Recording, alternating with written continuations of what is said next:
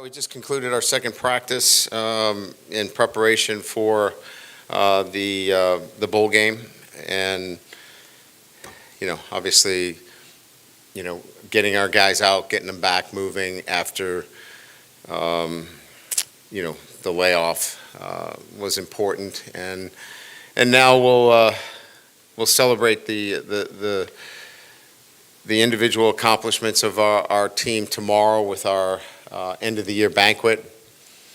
Monday we'll shop with a player, our annual Christmas event where our players get an opportunity to give back to the community. Our Kelly Cares Foundation, along with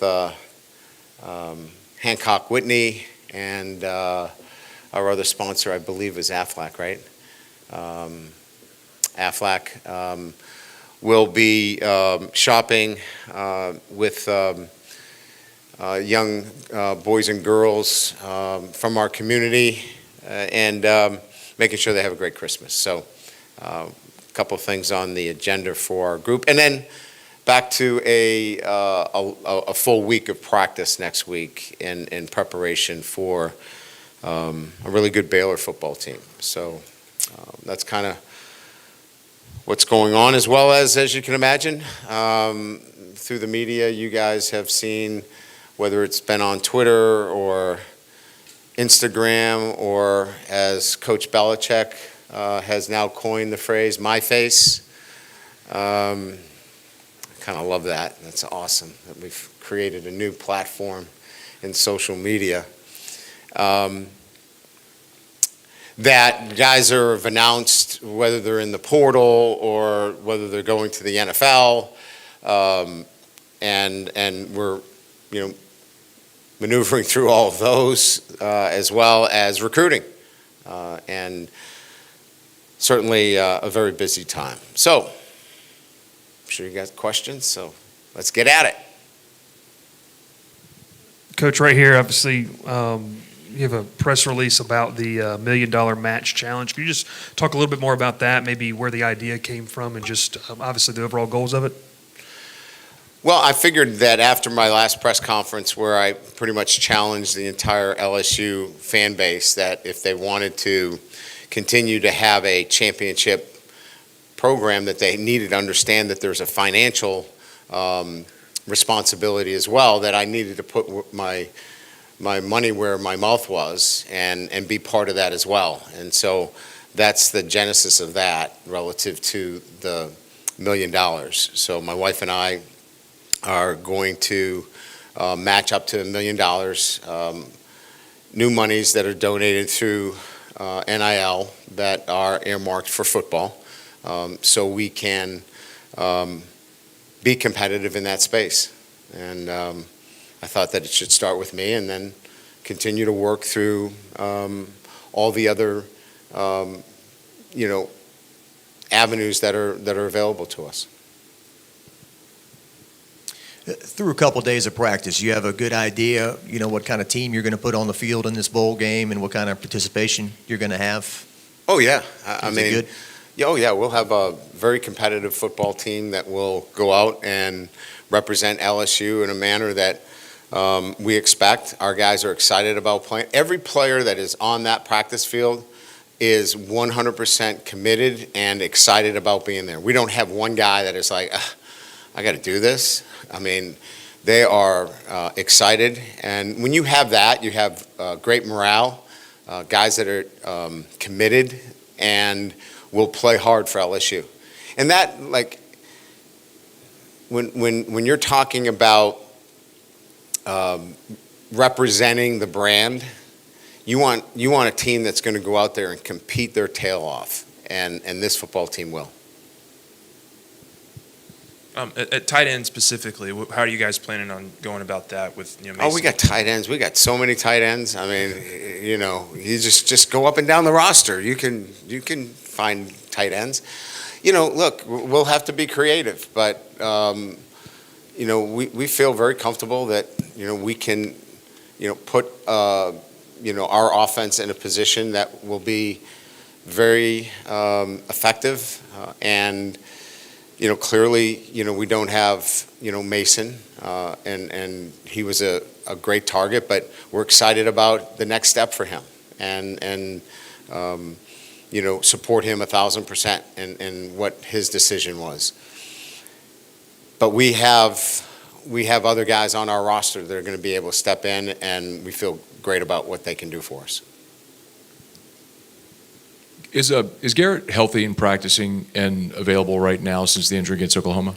Yes, he practiced. We're going to be careful with his pitch count, and when I use that term pitch count in terms of throws, he was we try to keep him about 60% today in terms of throws, but physically moving around, participated in 7-on-7, our 11-on-11 today, 1-on-1, so he's doing everything. We're just trying to keep his player load down a little bit right now, and we'll continue to ramp it up over the week. If you could kind of discuss your offensive line availability for the bowl game, and then just the bowl game in general, how valuable are these practices and getting to look at what you could have for 2025? Yeah, I mean, I like our group. Now, would I like the Will Campbell starting at left tackle and Emory Jones at right tackle? Absolutely, but we're excited about the next step for those guys as well, right? But Tyree Adams will get an opportunity. We have great confidence in him. Paul will continue to play for us. Mubanga, DJ Chester, obviously, getting an opportunity. Bo Bordelon gets an opportunity now to play some football for us. Colin Eccles, is a guy that we have a lot of trust in. Miles Frazier is going to play in the bowl game. And he has position flexibility, so we may kick him out to tackle and give us some help out there.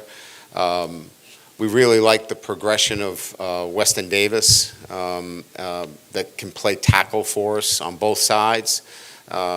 So again, I think we feel really good about the guys that we're going to put out there. And as an offensive line, as a group of 5 guys, we're going to be able to compete with anybody. Yeah, I mean, again, I think that this is a look at what 2025 could look at. As you know, we're in the transfer portal as well. We're going to build positional depth as well, and you'll see that, as we continue to work through the transfer portal. But we want to blend some youth with some positional depth as well. So we're addressing that as we speak. So you'll kind of see that as we move forward. Coach, I was just going to ask you, how are the portal visits going so far? I know it's very early, but are you getting a sense of how it's going to go, and you think you'll be able to get what you need? Yeah, look, recruiting in this model is not ideal, right? Because you don't have, market kind of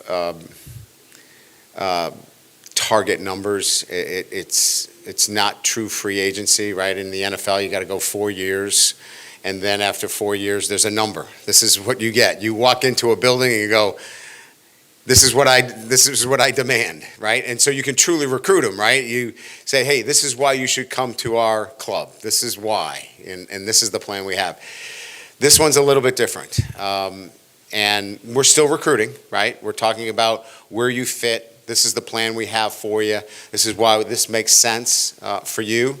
And then you have to deal with all the other iterations relative to contracts and things of that nature. But we believe we've got a great plan. We believe that we're in a position that we can be competitive with everybody in the country relative to what those contracts look like. And we feel confident that we're going to be able to put together the team that is needed to compete for the national championship. Hey, Coach, are you allowed to talk about Bauer Sharp yet? There was a report that he signed his papers to come here. Yes. So what does he sort of bring to the tight end room for next season as obviously a veteran from Oklahoma? Yeah, so the things that we like about it is, first of all, he's a talented player, but he's got physicality, especially in the run game. If you watch him closely, I mean, some of the things they did with him in the passing game, we've seen from other tight ends, right? But if you really look at his body of work, it's the physicality in the run game, pulling, blocking tackles, out on the perimeter. Love his physicality in the run game. Still, a very good athlete. Came in as a quarterback, in at Southeast Louisiana, and certainly has the ability to do some really good things in the passing game for us as well. But I think what really stood out was having that kind of versatility in the run game and the passing game. When you talked about recruiting and the difficulty, when you hire staff members now, is there still a lot of value in hiring guys that are known as great recruiters, just because maybe the value of that has changed so much because it has seemingly become more transactional than relational? I still believe that the ability to communicate and connect is still, so if we say that in years past it was 100% recruiting, it's now, a margin lower than that, but relationships still matter.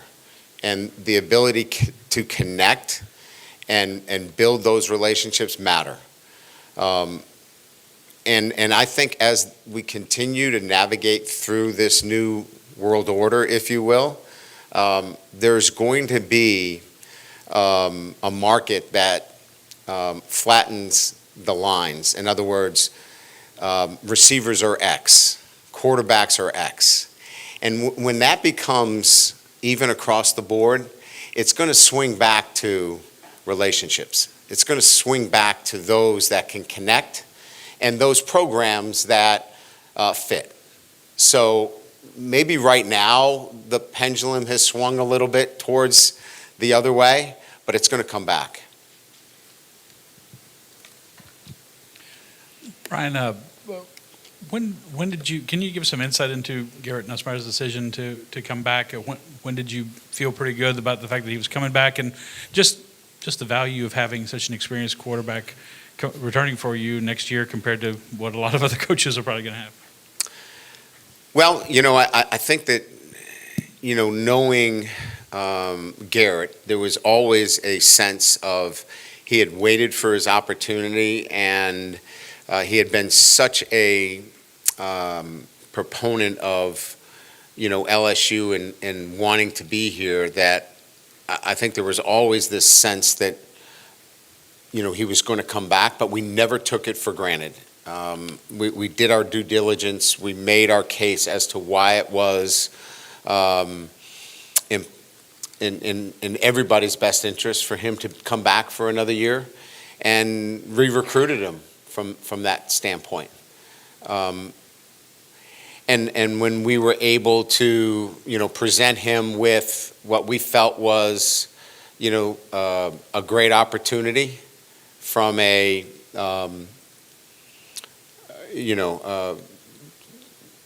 NIL to revenue sharing and all the things that go along with that go along with a, arguably the best quarterback in the SEC, right? And maybe in the country. Then we were able to close this and get him to publicly say that he was coming back. So I think there was a lot of confidence, but you never take that for granted. You have to re-recruit, and we re-recruited him, and we're excited that he's back. Brian, now that you guys, not just yourself, but everyone across the country has had 2, 3, 4, 5 years of the transfer portal, have you guys noticed emotional or mental effects of guys, whether they're going or staying? Obviously they're friends, teammates, they make those connections within the team themselves. Have you noticed a change or an effect on players when guys decide to leave school and go somewhere else? I think there's I think there's a universal understanding that, like, if you look at, I think we have 16 guys that went into the transfer portal. The guys know that usually 90% of the guys are going into the transfer portal because of, playing time and or other reasons, right? And, we probably have 2 guys in there that just didn't add up to us, right? But most of it is we're trying to help them find a place where they can, go out and play, and we're supporting them, and then there's some guys that,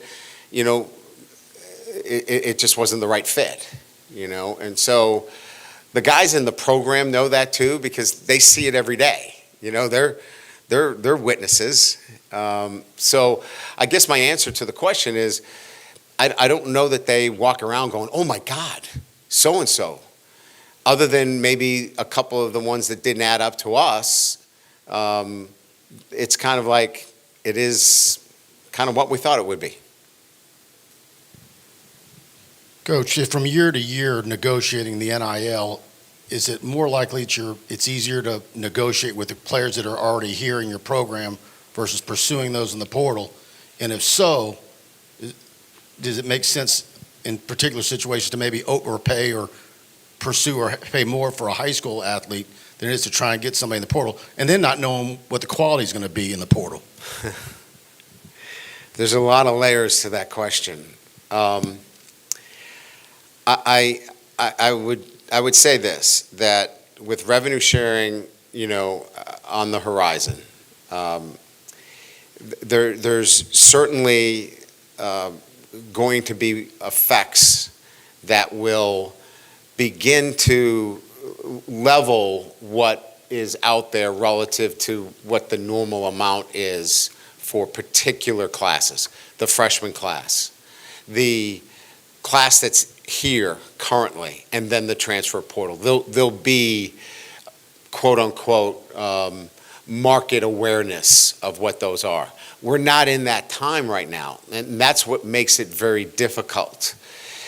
But I think once we get into revenue sharing, we'll be able to make a lot more sense of that, and it'll make more sense to everybody else. So there won't be such a blurred line between freshmen coming in, those that are already in your program, and those that you go into the transfer portal. Right now, it's a very blurred line, and that's what's making it quite difficult. Good, thank you.